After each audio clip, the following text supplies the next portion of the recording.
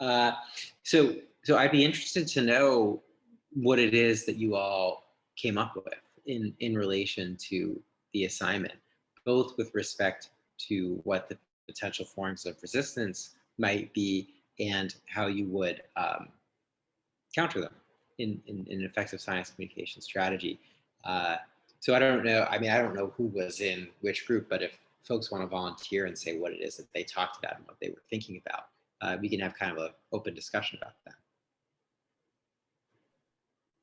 Yeah, so our group, basically we decided, obviously it's heavily contextually dependent on like the denomination we're speaking to and what personal beliefs amongst them are. But one of the big barriers would be if they feel that evolution or whatever specific aspect of evolution we're talking about is directly contradictory to creation, which even if that's not even remotely related to what we're talking about, it could be perceived that way. Yeah. So the big question we had, though, is how to address that without seeming as though we're condescending and trying to like preempt that in our talk. Like, obviously you wouldn't want a slide that's like, hey, God, we're not saying God doesn't exist because of evolution, because that would feel out of place, you know? Sure. So does anybody else from either that group or one of the other groups want to weigh in on what you might be able to do? So one of the things we were thinking about was like the fact that you maybe can move somebody from not believing in evolution and believing purely in intelligent design to believing in like a facilitated evolution, or Yeah. like, kind of starting it all and thinking of it all, and then like things go according to these natural processes that were thought through or created.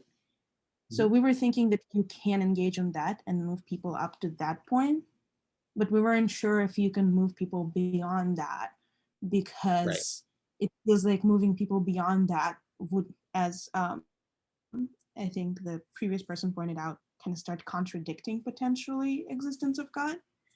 And we were worried that that is too far and undermines a lot of like deep held beliefs. So if I can just offer a piece of advice, I think those are both really great points. And I like this idea of trying to nudge people along the evolutionary path, right? Kind of this like meta evolution of opinions, right? And, one of the things that you can do is, recognizing that there are, and again, this goes back to understanding why people believe what they believe and where they're coming from. There are several religious denominations that have not only recognized that evolution is not necessarily incompatible with dogma, but have themselves produced scientists and scientific researchers who are very devout and believe what they believe about the foundation of the earth and, et cetera, but nevertheless believe that evolution is real. Right? We see examples of this in the, although of course it was not always handled the way we would like, we see examples of this in the medieval Catholic Church, for example, of really revolutionary scientists who challenged church dogma, who sometimes were ostracized, but sometimes were not, and become folks that we can draw on today and say, look, like, science and religion are not necessarily incompatible, not just because your preferred religious leaders happen to say that it's so, but also because we can point to all of these examples of great scientific research done in this area that pertain to the science, that exemplify the science while still being true to religion. There are some social scientists who study religious-based opposition to climate change, for example, who are themselves evangelical Christians, and trying to get folks on board and say, look, like, I know that you might think this is incompatible with biblical views of where the world came to be and human agency over the environment, but I'm here to tell you that they're not. I'm here to tell you what the science is, and thinking about some of the things that we talked about during the lecture, the source matters a heck of a lot. Hearing it from somebody who shares your religious faith, I think goes a long way.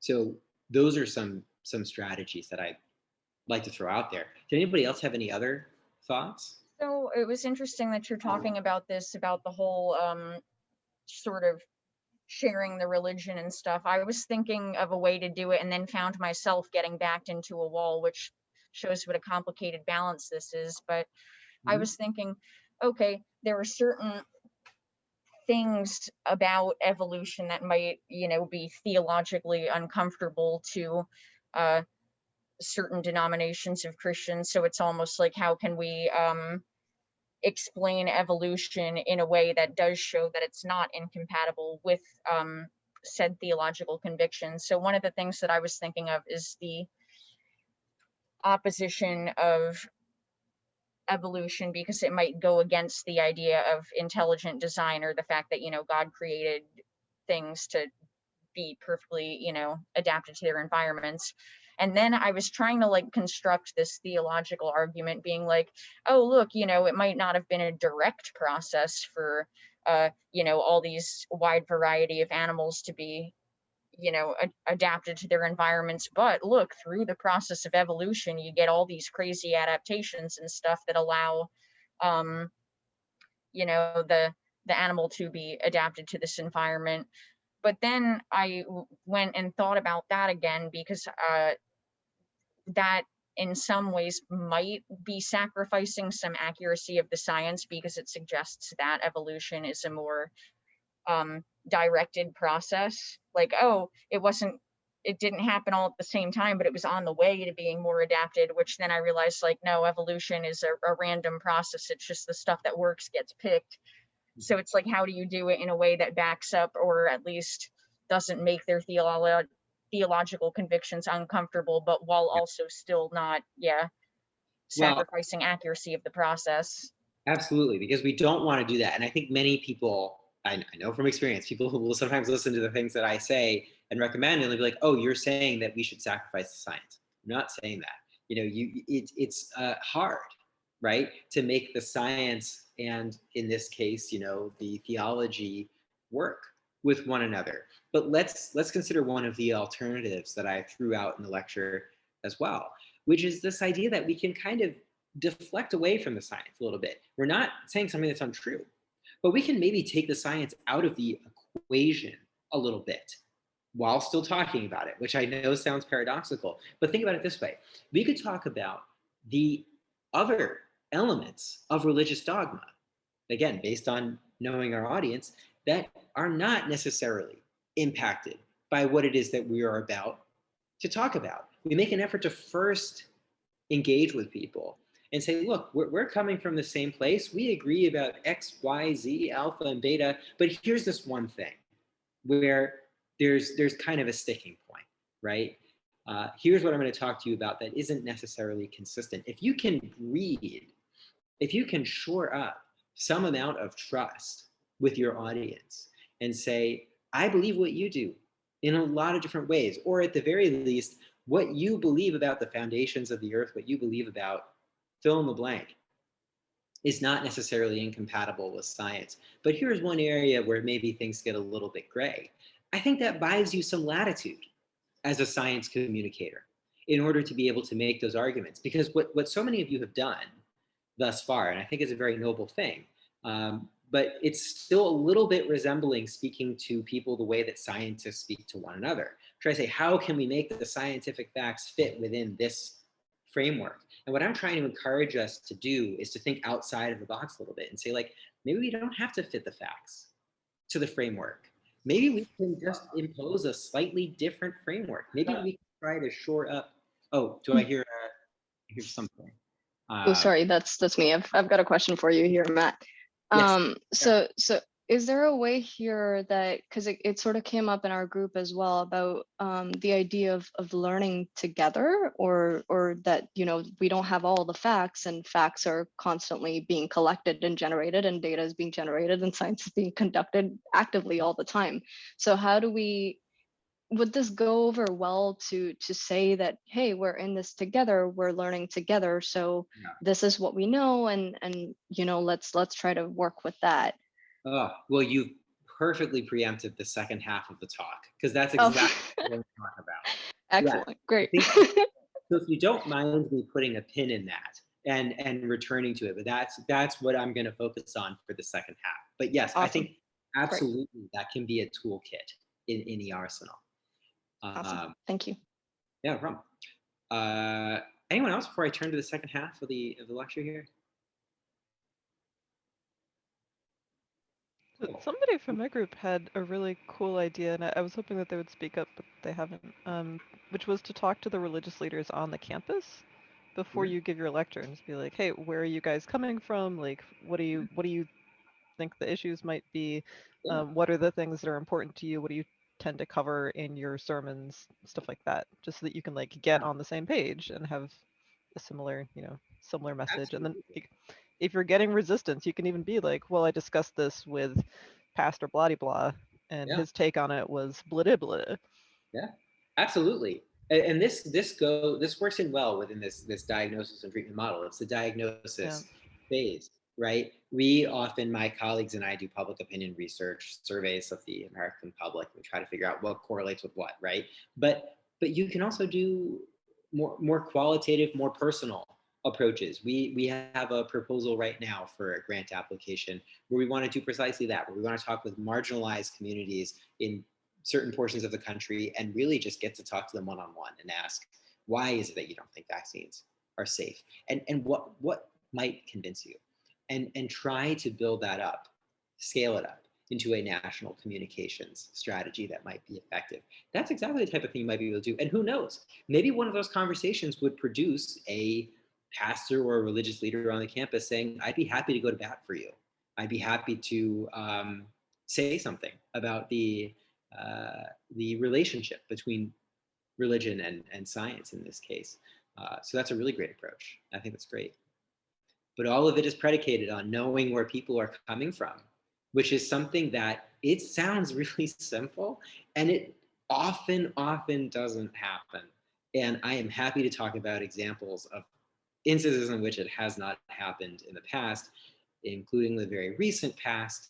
But I'm going to turn to the second half of the lecture now, and then we can have a more general discussion at the end. But that's great. I think these are some really great ideas. And I see, somebody mentioned Catherine Hale, who is exactly who I was referring to with the climate change example. Yeah, I was referring to her specifically. Great.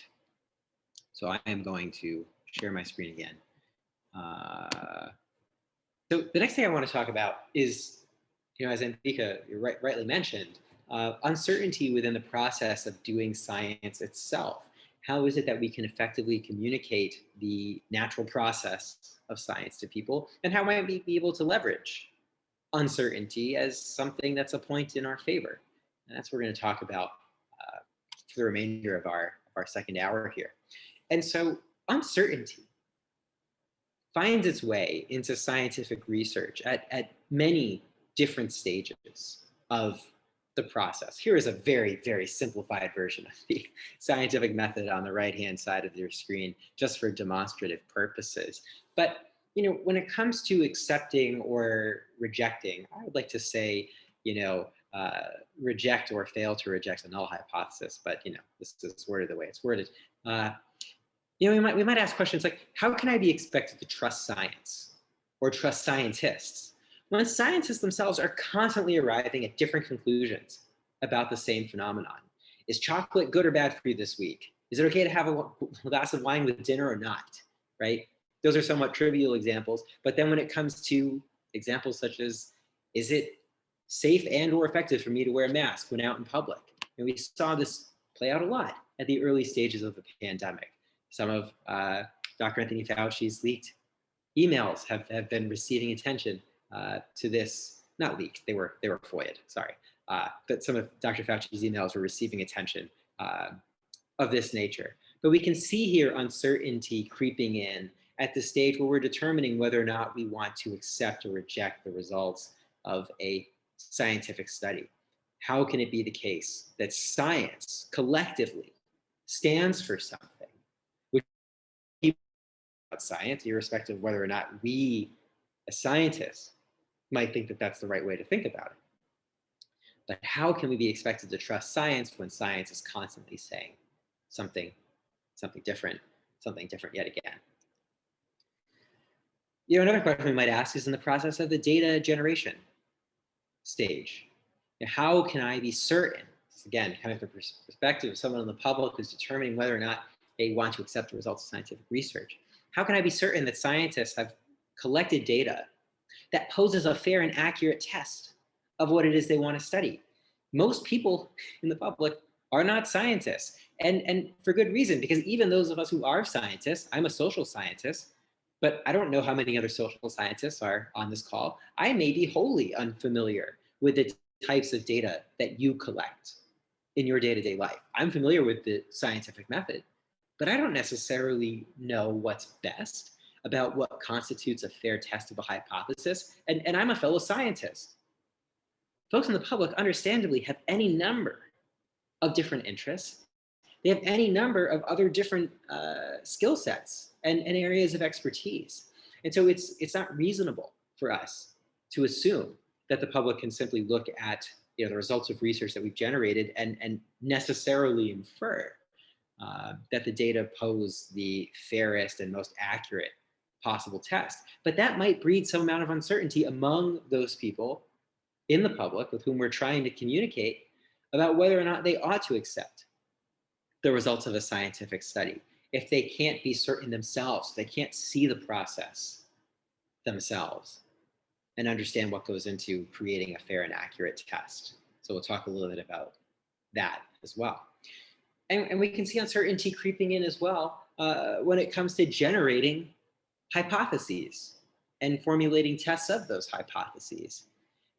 How confident can we be as scientists or as observers of the science that results in a particular study are not due to random chance or what we might have observed in a follow-up study?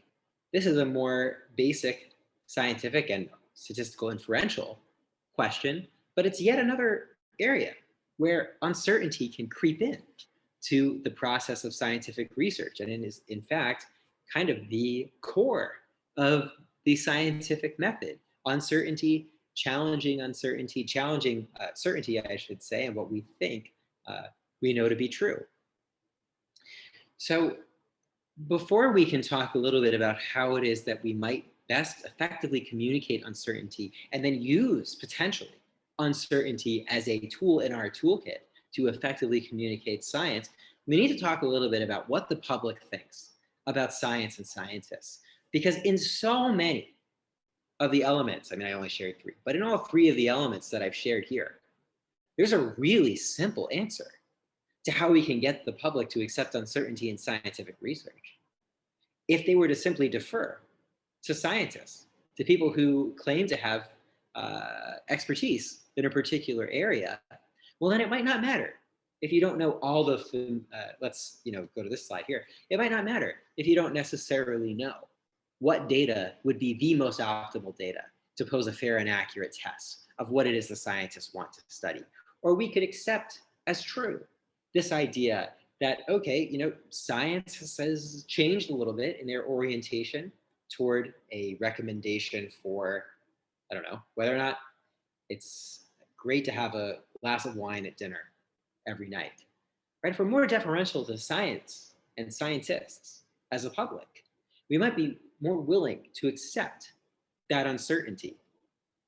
And so often, people who do this research, type of research my colleagues and I do, but also just folks in the public more generally, we hear claims about how scientists and medical doctors are among the most trusted groups in society. And if you look at the right-hand portion of your screen, that appears to be true.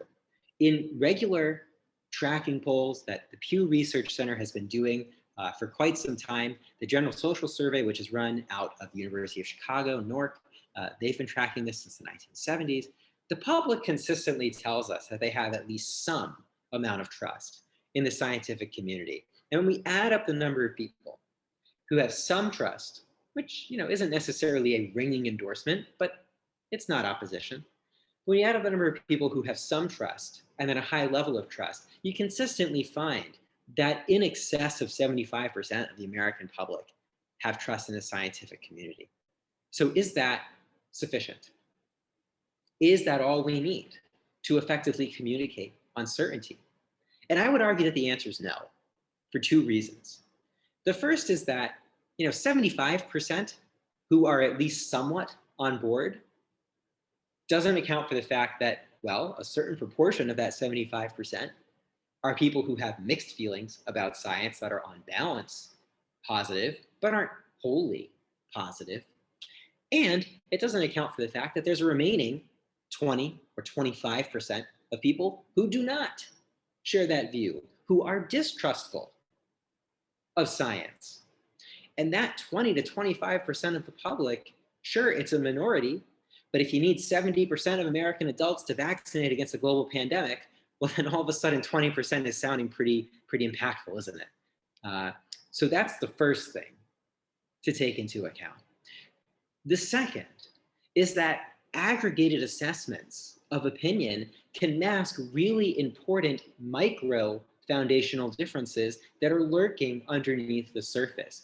And I know that all of you are probably familiar with the ecological fallacy that occurs when we try to draw inferences from data of different levels of aggregation.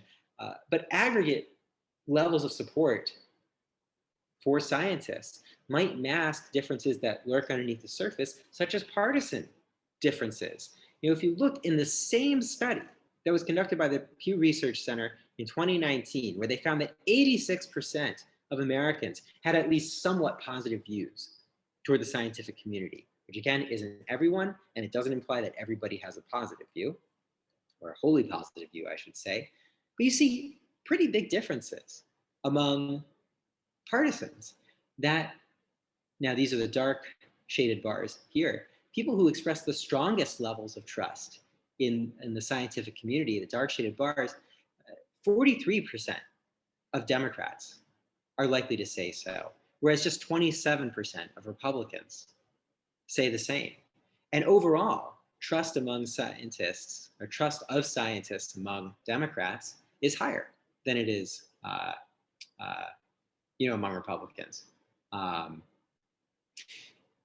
So what we see going on here, and there's plenty of other things that you can take away from this figure. There's also differences by the level of knowledge that people have in science. And I suspect that if you were to cross knowledge with partisanship, you would see something similar to what Dan Kahan saw in the studies that we talked about a little bit earlier. But the general principle here is that that aggregated number might be masking some differences beneath the surface on the basis of partisanship, on the basis of what people profess to know or actually know about science. And, in addition to what it is that people feel about the scientists themselves, we can also ask what the public thinks motivates scientists and scientific research. In one of my favorite studies on this topic from Rutjens and Heine, that was published in PLOS One back in 2016, they asked people to rate a number of different professions with respect to a number of different stereotypes that people might have about individuals in those professions. And I've highlighted a few that I thought were noteworthy to talk about with respect to scientists, that Americans believe rather that scientists, I'm hovering my cursor over this, but it's also highlighted in yellow, that scientists are significantly more likely to be dispassionate or lacking emotion than regular people. They believe that scientists are more trustworthy than the average person. That's a good thing for communicating scientific uncertainty. But the idea that scientists are more dispassionate, that they're less likely than the average person to be patriotic or to love their country, and that they're more likely to be politically liberal than they are the average person. All of those things, if you are sufficiently motivated by a particular political ideological worldview, for example, could potentially motivate further distrust in science and scientific uncertainty, which is to say, if you come to the table holding certain stereotypes about scientists, then you might be more likely to not take at face value what it is that scientists say, and less willing to accept uncertainty in the scientific research process. And we see this playing out as well in a paper from Johnson and Dykman, published in 2019 in Public Understanding of Science, wherein they find that university researchers, and this is the green box that I've highlighted here, and I'm pointing to one such figure that makes the point. But if you look at the dot that corresponds to money, they're asking people descriptively, how likely do you think it is that scientists in a university are motivated by each of the following? And then that's on the y-axis. And on the x-axis, how much ought they be motivated by those factors? And what you find, and you'll have to note that the y and the x-axis are scaled slightly differently, a thing I don't like in the presentation of science, but it's okay. But what you see is that people think that money should not play all that much of a role in motivating scientific research, but compared to the normative prescription, the role they think money should play, they think that scientists are comparatively a little bit more motivated by that factor than they otherwise ought to be. It's not a perfect one-to-one comparison. They're also more motivated, people think, by attaining the respect of their peers and others than they otherwise ought to be, or than the public would otherwise prefer them to be. Right? So you see these stereotypes about scientific research coming to the table. And these are important because, as I mentioned earlier on, communicating uncertainty in scientific research would be a heck of a lot easier if people would simply defer to the scientific community. But there's many reasons, both legitimate and illegitimate, that people might not be willing to do so. So what can we do? How can we communicate uncertainty in scientific research? Or put differently, how can we leverage the fact that science is inherently an uncertain process as something that we see not as a liability of talking to people about science, but as a potential strength? And so I'm going to draw on research done by, again, one of my advisors back when I was a postdoc here at Penn, Kathleen Hall Jamieson, who's in the Public Policy Center. She runs APPC. She has published a lot of great work in recent years on how it is that science communicators can signal the trustworthiness of science to get people to say, look, uncertainty is part of science. We know that there are certain things that scientists say or do that might feel uncomfortable in this sense. That might make it seem like science is constantly changing its mind. That might make it seem like there are scientific fields where fraud runs rampant. How is it that we can communicate effectively the results of scientific research and to suggest that actually, these are good things, that that uncertainty in science is a benefit. It's a feature rather than a bug of doing science. And so Jamieson and colleagues propose a couple of different things that we can do. We can emphasize scholarly critique as being central to the scientific method. I know that all of you have submitted papers for peer review. You know how important critique is in the scientific method. The idea that scientists are somehow uncritically accepting of the results of scientific research that shows that what they used to believe is wrong, and that now we need to all of a sudden update scientific consensus on whether or not it's good for you to have a glass of wine at dinner. Anybody here who submitted something for peer review knows that's not true. Tell them to take it up with reviewer number 2, right? Scholarly critique is central to the scientific method. And we as scientists can do more to talk about that, to talk about this idea that science is constantly building up and taking down, that ideas that gain prevalence, frankly, we can have an incentive to show that they're wrong, right? If you really believe that science is as self-serving as some of the people in this survey and this survey seem to think, well, I mean, if that were true, then why wouldn't scientists be challenging, let me put it differently, that scientists would then therefore have something to gain by showing that someone else was wrong, right? By showing that consensus needs to be updated in some way. So we can talk about scholarly critique as being something that's both good and essential to the scientific method, and draw on some of those stereotypes that people might have about scientists, and use them as a strength. If you really don't accept that scientists have a clear idea of what's going on, like with respect to climate change, for example, you keep in mind that scientists would have a massive incentive to show that the 97% figure of climate scientists who believe that that the climate is changing due to human activity and that that's a problem, right? They would have a massive incentive to show that that wasn't true. And yet it doesn't happen, right? Yet we are fairly certain, or quite certain, that climate change is anthropogenic and a problem. Okay, so we can emphasize scholarly critique. We can also identify instances of self-correction. And this is really central to what it is that Kathleen and her colleagues study. We can identify instances of self-correction and transparency as widely held norms within the scientific community. We can talk, for example, with people about the idea, and again, we don't have to use technical terms. We don't have to talk about errata, for example, but we can talk about the idea that withdrawals of fraudulent academic papers happen not necessarily all the time, but that they do occur. That there are mechanisms within science designed to catch potential cheaters. Open data policies, replication policies, all of the things that you and I deal with on a daily basis when we're submitting our research for peer review.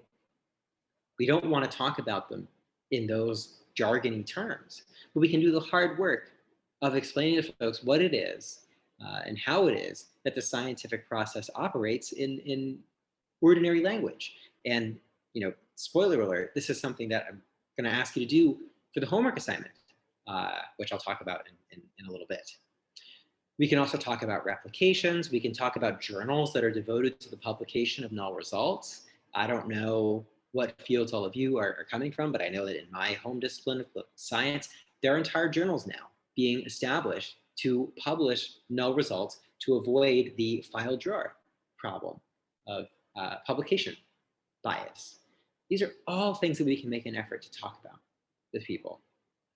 And the final thing that Kathleen and others suggest we can do is talk about peer review, how it helps ensure that data have been collected in not necessarily the most optimal way, but in a way that's at least appropriate for testing the hypotheses that we want to test, and how it is that we know that the conclusions drawn from it are valid.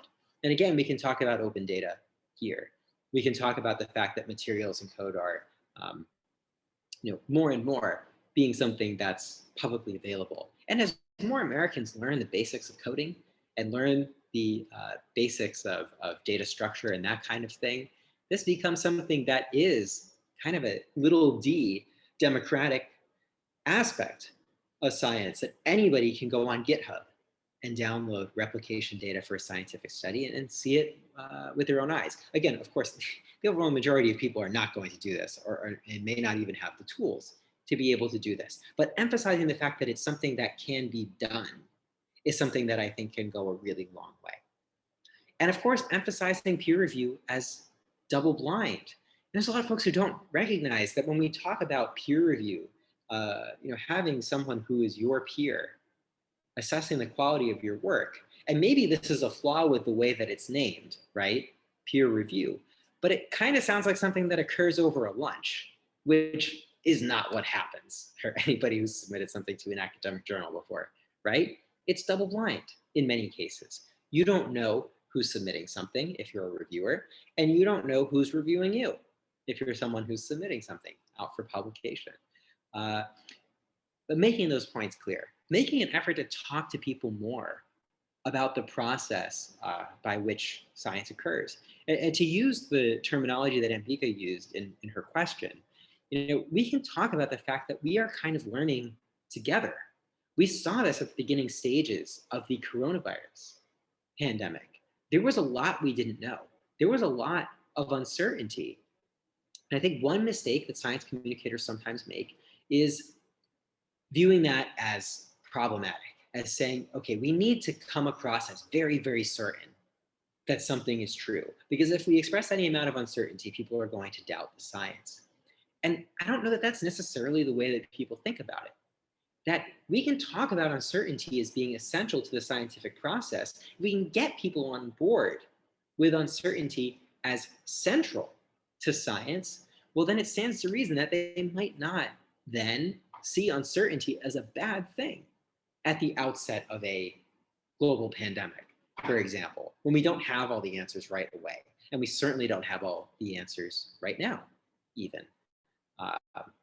So making an effort to do these three things, to emphasize scholarly critique, identify instances of self-correction where fraud was caught, where fraud was fixed, and then describing the peer review process a little bit more. I think that those are the types of things that could go a really long way.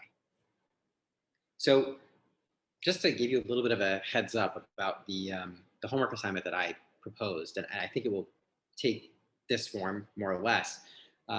What I'd like you to do is to watch a really short video about an instance of academic fraud from my discipline, from political science, and to write about how it is you think you could transform that fraud into an opportunity to view science as self-correcting, to say, look, this thing that you might have thought would undermine people's trust in science, actually there's a way that we can leverage it to then get people to agree, to get people to have more trustworthiness in science, or to exhibit more trust in science. So that's kind of what we will, or what you all will do for the homework assignment.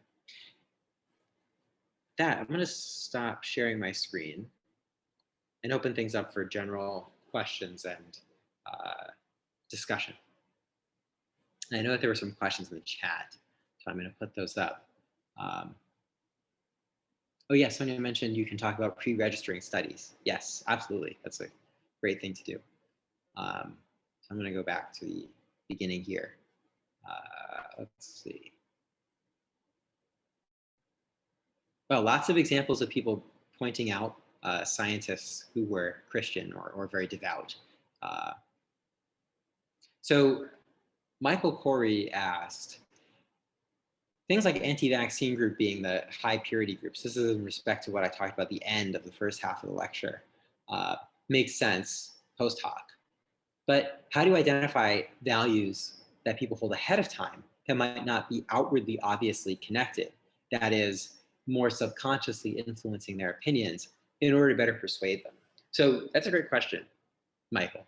And one of the things that my colleagues and I do, there are established procedures for measuring people's moral values and that kind of thing in public opinion surveys. There's just too many scales out there to potentially use. But one of the things that we can do, we can make an effort to study those correlations in the abstract, to say this is the relationship between moral purity and vaccine behavior in a survey, and then say, okay, who are the types of people that hold moral purity values very strongly? What types of, let's talk about a science communication campaign in the context of a social media website like Facebook. What are the types of pages those people would be more likely to like? What are the types of events they'd be more likely to go to?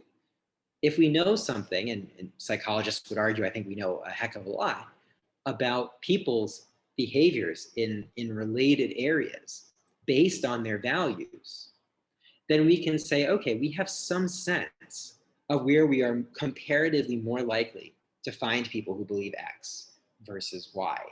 I mean, if you were to, I don't know, if you're thinking about, like, let's say something that's politically contentious. You might meet more conservatives, for example, at a I don't know, outdoor shop or like sporting expo than you might liberal folks, right? So you could potentially use those kinds of indicators as secondary proxies for where these people might be located in a socially mediated space. And then you can say to Facebook, now this is where, you know, Facebook's advertising comes in. You can target on Facebook at very, very precise levels with your messages. If, say, you had a vaccination campaign, right? We know that religious folks are of a certain persuasion more likely to not want to vaccinate against COVID-19. Well, if we know what kinds of pages they like, what kinds of figures they like, what kinds of events they go to, we can use that information to micro-target messages. So it's difficult, right? But it's not impossible. So I think it's a great question. Any other questions? No problem, Michael. Hi, Matt. I had a question. So I am a PhD student in the chemical engineering department, and my research group focuses on carbon capture and carbon storage. So definitely in the climate realm. And not so much looking at the moral values of my audience, but something that's really common to both myself and my advisor and my team is when we go on a podcast or to give a talk on carbon capture, someone stands up in the back of the room and says, "Why don't you just plant trees?" And you know, trees in the Earth's biosphere are such a central point in elementary education, especially in the United States.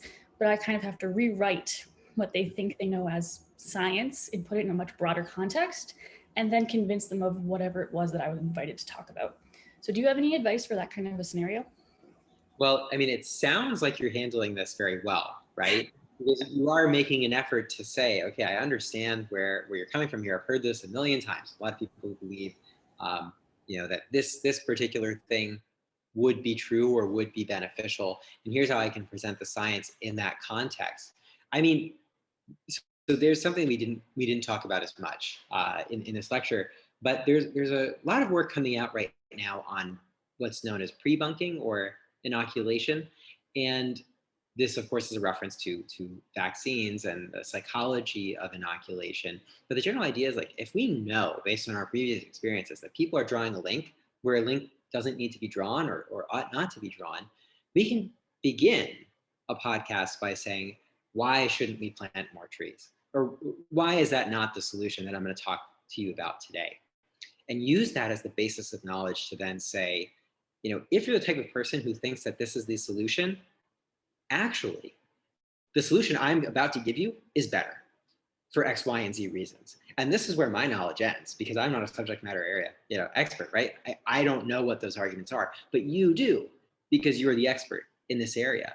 And this kind of underscores something that's really frustrating about science communication. And it's something that I'm sure everybody here knows, which is that I think often when I talk to journalists and policy folks, they want to say, okay, so what's the optimal communication strategy? What's the one? And it's like, there's not one within this tiny area of research that I do. There's probably 100, and there's probably 100 in your area of research. There's probably 100 in another area of research. There's no silver bullet. There's no one size fits all communication approach. We have to have lots and lots of little approaches that move the needle, no pun intended, 1 or 2 percentage points in this area, vaccine uptake, vaccine safety, and another 1 to 2 that make a different appeal. And so that's really hard to do, and it's very laborious. So you might be asking, is there something that we can look at that would have more general effects, that would get more people on the side of the science without having to undertake this piecemeal approach? And the answer is, I think that there are some promising directions there. One thing that I think is particularly promising is what social scientists sometimes call science curiosity. And again, this comes from work from Dan Kahan, but I've studied this a little bit as well. And I published a study in Nature Climate Change a couple of years ago where I showed that kids who are more curious about science, more interested in scientific topics, grow up to be more trusting of climate scientists in adulthood irrespective of their partisan commitments. That's really powerful. If you are willing to take an interest in science, and because part of science is uncertainty, you're more willing to accept the possibility that you might be wrong about something. You tend to be more cognitively open to being told that you're not right about something. And so if we can devise ways as science communicators to get people, and especially young kids, interested in science, not necessarily knowledgeable about science for the reasons that we've talked about today, but interested in science and curious about science, and to create interventions that make that curiosity lasting, then I think you can have some of these blanket, broader pro-science effects. Sorry, it's a really long-winded answer to your question, but hopefully it gives some insight. No, definitely. Thank you. That was a really powerful idea. Oh, I'm glad. Thanks. Anyone else have anything they want to talk about? I guess the thing that like really bothers me about all of this is that there are like some people who dedicate a lot of their time and energy, and a lot of time have, you know, financial support to purposefully undermine science and purposefully spread misinformation. Yeah. And a lot of times it feels like, you know, the ways that you get people to change their mind and like listen to science is very like personal and time consuming, and takes a lot of kind of creative strategies, while, you know, delivering misinformation and getting that to stick seems to be very easy. And I guess it's like for for a person like myself who's very interested in science communication, it can be very demotivating to see that, you know, in the entire time it's like I can talk to like one or two people, but then some media figures can, you know, spread misinformation to hundreds, thousands, sometimes millions of people in a matter of like a TV segment. And so how do you battle with the fact that, you know, sometimes we need to spread information and convince people on a mass scale, and we maybe don't have ability to use these more personalized tactics that you have taught us today? Well, I think that's a really thoughtful question, and it's something I struggle with too, and it's something that can make it really hard to be someone who doesn't just do science communication, but like studies science communication as a scientific field. Yeah, it's really demotivating at times, but there's hope, right? Because I'd like to recast a little bit what the problem is. It is very easy to spread disinformation, and there's a typology of misinformation, right? Misinformation is simply being misinformed, not holding accurate knowledge in a particular area. Disinformation are deliberate attempts to misinform. Disinformation campaigns come from people with particular audiences that listen to them for whatever reason. So for example, one that just happens to be in the news right now is some of the QAnon conspiracies that are being pushed by you know, Michael Flynn, right? Well, Michael Flynn has a particular brand. He has particular people who listen to him. He is able to reach that group and probably comparatively less effective at reaching other groups. That is a fairly, I think, basic premise here. And so it might not be as monolithic on the disinformation side as we're making it out to seem. Michael Flynn is not going to convince liberal Democrats that Donald Trump is about to become president in August, right? So it's not so monolithic. And we can take from that, conversely, one of the principles that I talked about in the lecture, that if we can get folks who appeal to that same audience to side with the science, or if we can credibly claim that people who are adjacent to that audience side with the science, well, then we can leverage some of those techniques. So for example, in the study that I did about climate change that I mentioned with respect to military service members voicing support for climate change, this was something that we embedded in the context of an opinion piece that could be published in any newspaper. That's something that can potentially reach a lot of people. And a military service member is somebody who's going to have a audience of not just one person, right? They might be more effective at reaching out to family and friends, but they're going to be part of a group that is respected by very many people.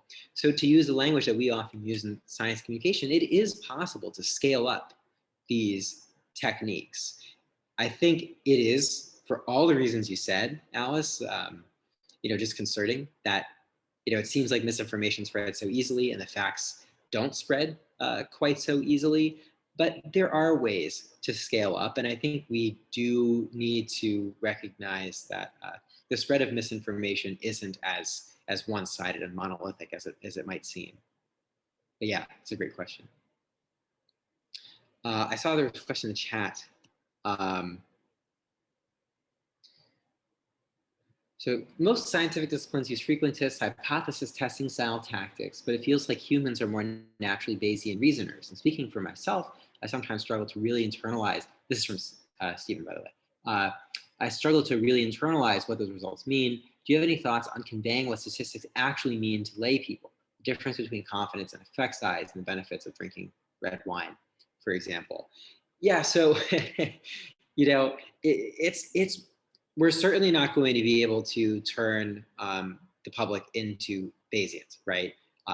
We're not necessarily going to be able to convey the differences between frequentism and Bayesianism, but we can highlight very general principles of uncertainty when we talk about statistics. I mean, probably the simplest thing that we talk about in my neck of academia is the plus minus numbers that get associated with polls. And the way that we explain the margin of error is by simply saying, like, look, we don't have a census. Our poll is a sample of the population. That implies some amount of error, and therefore we use statistical procedures to make guesses about what the range of possible options might be. Of all the criticisms that people have about public opinion polling, I never hear margin of error calculation being one of them, right? Maybe I'm wrong, but I haven't heard too many, make that point. And so, I think that we can be, look, if you're Bayesian, you're someone who does Bayesian statistics, you know the ins and outs of that method better than anyone. And the way that I would encourage talking about the benefits of that approach is to think, how would I have a conversation about what it is that I do or the techniques that I use on a daily basis with, I don't know, my middle school aged cousin, right? How would I have that conversation? What are the types of words I would use? Because one of the things I didn't talk about in this presentation, but I think is important to talk about, and is something that every science communicator here takes to heart very well, is evidenced by the fact that we're all here together today, is that communicating the results of our research with the public is one of the most important things we can do. Media agencies who might pick up an article in a scientific journal and choose to write about it, we can work with them to say, here is the most accurate way to talk about what it is that my colleagues and I did. Here's the way that you can structure this to most ensure comprehension. That's really hard work to do. Anybody who's done public-facing writing knows that this is really hard to do, or public-facing speaking. You necessarily have to gloss over some details, and that sucks as a scientist. We hate glossing over details, right? But we also have to think about how it is that we can best facilitate comprehension of a very small set of core principles that we want to convey from our research. We're never going to be able to convince people of everything. We don't have the time or the resources or the energy for that. But we can think about, what are the most important things to take away from what it is that my colleagues and I have done, and how would we explain that? And I'm not saying, talk to the public the way you talk to a middle schooler, right? There are many people in public who are capable of consuming our work in more sophisticated ways than that, of course. but thinking about the terminology that you would use to explain basic scientific principles to people who have not so much understanding of science can go a long way. It's really hard though. And if any of you have experience writing this type of work, then you know how hard it can be. And I wish I had a strategy, right? A single blueprint you could follow to do it. The fact of the matter is it depends on what field you're coming from and what it is that you're trying to do. But distilling that technical knowledge into something that's more consumable is really important. I see some new messages popped up. So Vika asks, is there a way to surpass or circumvent significant differences in resource availability for communication? For example, marketing, like more money for marketing disinformation versus science. Well, that's tough, right? If there is more money being pumped into outlets that circulate misinformation, that's a really, really hard thing to challenge. One thing that we have in the US that's really powerful is the legal process, right? You see for news outlets like Fox News that peddled misinformation about the 2020 election being sued, being held to some degree accountable for it. But folks like us, we're never going to have the budget or the resources that Fox News has. What I would recommend doing is making an effort, both in your personal life with respect to the people with whom you have conversations on a daily basis, but also as researchers to try to work with organizations like The Conversation. I know that Penn has a partnership with The Conversation, but for those of you who don't know, The Conversation is an outlet where you can publish the results of your research in an easily digestible format and work with communicators whose job is to distill scientific research into a digestible format, to share your research with local newspapers and national newspapers across the country. And yeah, you don't get the ability to just walk onto a TV set and peddle information instead of misinformation, but it's something you can do. It's one way that you can try to reach out. And in the absence of having the power to simply walk on a cable news network and convince thousands of millions of people that you're right, this is a pretty decent alternative. But it seems like folks are heading out, and I know that we're at time, so I'm happy to adjourn things here, and I'll turn things back to Alice and Amanda. But thanks again so much for having me. I come to Philly all the time because I grew up in the Northeast, and my sister still lives in Philly. She got her VMD at Penn.